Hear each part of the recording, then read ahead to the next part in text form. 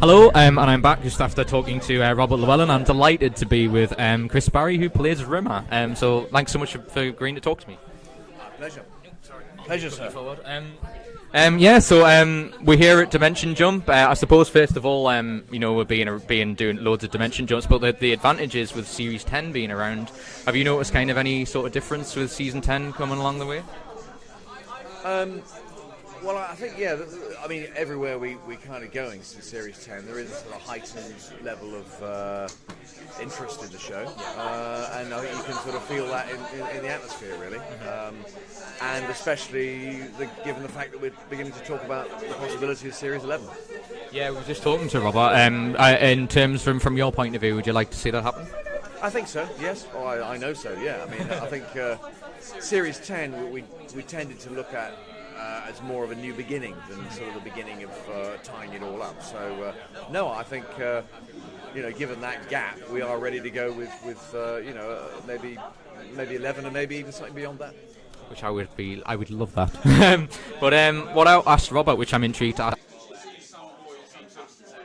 What was it like? Because obviously you did back to stuff when you started, but also now doing an actual series again, doing 6 episodes, and obviously having a schedule like it used to be.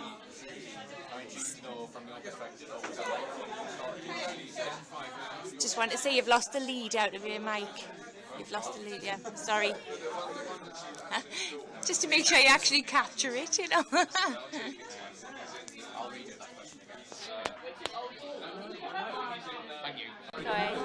Thank you for telling me. Sorry, we had a slight redo that question because our mic fell out. So what I was asking Chris was in regards to Series 10, when you started doing a schedule like you did when you did the old series where you're doing 6 episodes of half an hour, and obviously with a schedule doing a week. I believe it's a week an episode, isn't it, roughly? What was it like for you, kind of going back to like it was normally back in the day, like 10 years ago when you did the last Series 8? It was. I think we all came to the conclusion that that's Red Dwarf. Red Dwarf is a show that originated as an audience show, 6 episodes.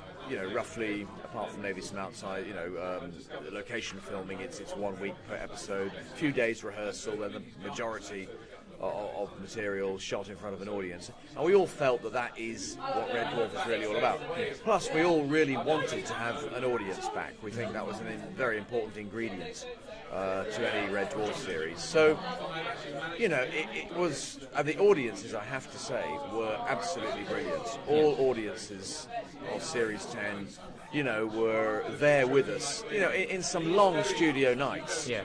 And, they were as enthusiastic by the end of the night as they were 4 hours earlier at the beginning of the night. So they were absolutely stupendous.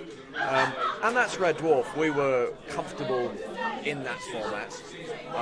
Obviously, we'd done Back to Earth, and that's a different kind of performing when there's no audience. It's like shooting a film, which, for intents and purposes, that's what Back to Earth was. It's a 3-parter.